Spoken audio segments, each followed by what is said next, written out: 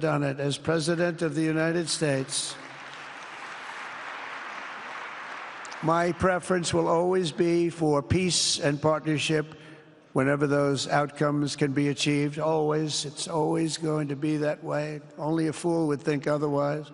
In recent years, far too many American presidents have been afflicted with the notion that it's our job to look into the souls of foreign leaders and use U.S. policy to dispense justice for their sins. They loved using our very powerful military, and now it's really the most powerful it's ever been. We just are getting a budget approved, $1 trillion, highest budget we've ever had in history for military, $1 trillion.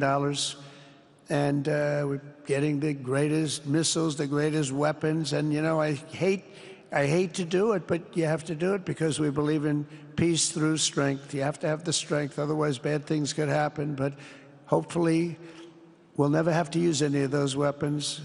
Seems to be an awfully big waste of money if you're never going to use them, but hopefully we'll never have to use them because the destructive power of some of those weapons are like nobody's seen before.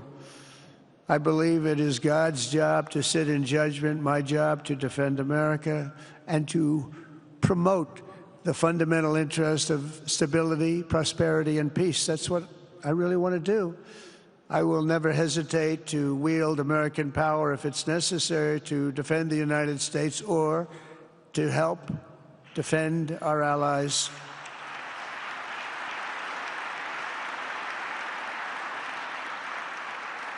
And there will be no mercy for any foe who tries to do us or them harm. We will have no mercy. They understand that. That's why I've been pretty lucky. A lot of people think, you know, he's looking to fight. He's looking to fight, and things get settled. It's an amazing thing when they really think you mean it.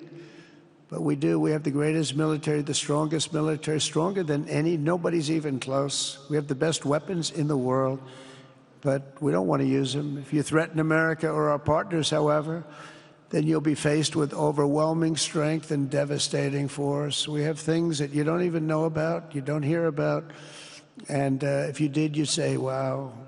In recent weeks, following repeated attacks on American ships and freedom of navigation in the Red Sea, the United States military launched more than 1,100 strikes on the Houthis in Yemen.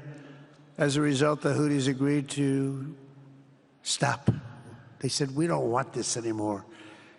It's the first time you've heard that from them, too. They're tough. They're fighters. But just days ago, we were asked to cease targeting commercial.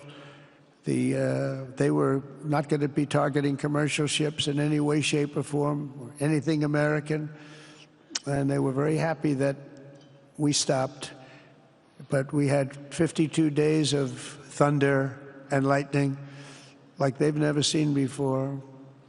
This was a swift, ferocious, decisive, and extremely successful use of military force. Not that we wanted to do it, but they were shooting down ships. They were shooting at you.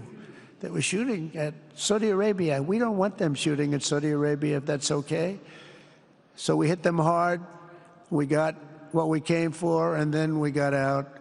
Since January 20th, the U.S. military has terminated 83 terrorist leaders operating across Iraq, Syria, and Somalia, including ISIS's #2 global leader. You read about that just recently. With the help of Pakistan, we apprehended the ISIS terrorists responsible for the attack on 13 American service members at Abu Ghait, that horrible, horrible disaster. During this Afghanistan withdrawal, you know, that's another thing that we don't even think about so much anymore. 13 died, but 42 were horribly wounded. But hundreds of people died overall, because I count the people on the other side. Hundreds of people just grossly incompetent.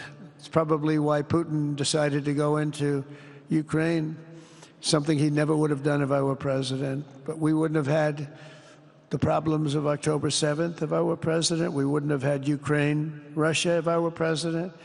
We wouldn't have had Abu Ghait, because there wouldn't have been any reason we were getting out, but we were getting out with dignity and with strength and power.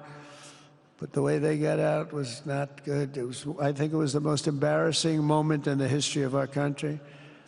and we've been working tirelessly to bring back all hostages held by